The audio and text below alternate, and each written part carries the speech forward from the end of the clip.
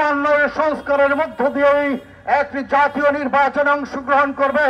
সেই নির্বাচনে জনগণ যাদেরকে ভোট দেবে, জনগণের ভোটাধিকার প্রতিষ্ঠিত হওয়ার মধ্য দিয়ে তারাই রাষ্ট্র ক্ষমতায় প্রতিষ্ঠিত হবে। দীর্ঘ 17 বছর বাংলাদেশের জনগণ কোন ভোট দিতে পারে নাই। বাংলাদেশের জনগণ তাদের ভোটাধিকার প্রয়োগ করতে পারে নাই, বরং বাংলাদেশের জনগণকে ভোট থেকে বঞ্চিত করা হয়েছে, গণতন্ত্রকে হত্যা করা হয়েছে, মানবিক অধিকারকে হত্যা করা হয়েছে, মানবাধিকারকে পদদলিত করা হয়েছে। আগামীকাল 10 ডিসেম্বর আন্তর্জাতিক মানবাধিকার দিবস। শুধু দিবসের মধ্যেই আমাদের সীমাবদ্ধ থাকলে হবে না। বাংলাদেশের মানবাধিকার, মানবিক মূল্যবোধ প্রতিষ্ঠা করার জন্য নির্যাতিত নিপীড়িত মানুষের পাশে আমাদের দাঁড়াতে হবে। এবং সেই কারণেই আমরা রাসেল মাহমুদ এবং নোবেল মাহমুদের নির্যাতিত পরিবারের পক্ষে আছি এবং তারা যাতে ন্যায় বিচার পায় সে কারণে আমরা সরকারের মাননীয় প্রধান উপদেষ্টা এবং স্বরাষ্ট্র উপদেষ্টা সহ স্থানীয় আইন শৃঙ্খলা রক্ষাকারী বাহিনী যারা আছেন তাদেরকে অনুরোধ করব, গোয়েন্দা সংস্থাদেরকে অনুরোধ করব, নিরপেক্ষ তদন্তের মধ্য দিয়ে প্রকৃত ঘটনার প্রকৃত রহস্য উদ্ঘাটন করা হোক এবং প্রকৃত অপরাধীদের গ্রেফতার করে শাস্তির আওতায় আনা হোক, যাতে করে কোন রকমের রাসেল মাহমুদ এবং নোবেল মাহমুদের পরিবার নির্যাতিত না হয় এবং তারা যাতে নিরপরাধ এই পরিবার যাতে এই মিথ্যা মামলা থেকে মুক্তি পায়। আপনারা জানেন রেমিটেন্স যোদ্ধারা হচ্ছে বাংলাদেশের স্পন্দন। এই ফ্যাসিবাদকে হাঁটানোর জন্যও কিন্তু রেমিটেন্স যোদ্ধাদেরকে আহ্বান করা হয়েছিল যে আপনারা বিদেশ থেকে টাকা পাঠানো বন্ধ করে দিন।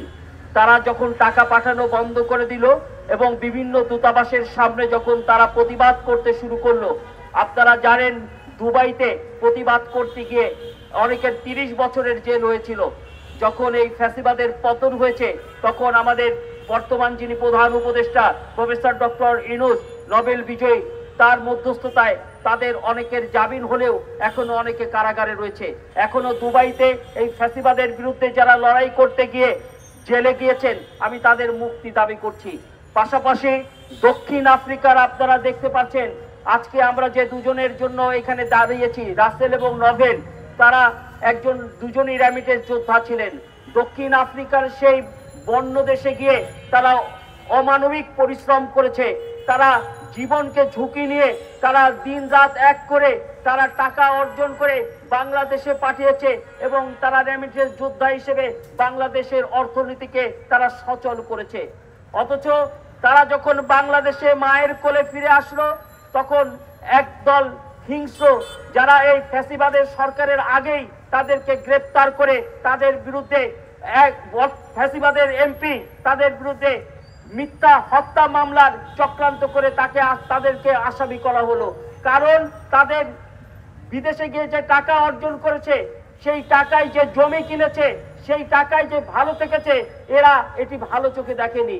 তাদের জমি লুণ্ঠন করার জন্য, তাদেরকে সামাজিকভাবে হেয়পন্ন করার জন্য, তাদেরকে পঙ্গু করে দেওয়ার জন্য আবার জানি বিদেশে যেতে না পারে, সেই কারণে রেমিটেন্স যোদ্ধা তাকে আমরা সম্মান জানাতে পারি আর না পারি, তাকে অসম্মান করা, তার বিরুদ্ধে মিথ্যা মামলা করা, এর দায়িত্ব এই স্পর্ধা কে দিয়েছে? এখন হচ্ছে বর্তমানে যে সরকার, সেই সরকার হচ্ছে অন্তর্বর্তীকালীন সরকার, জনগণের সরকার।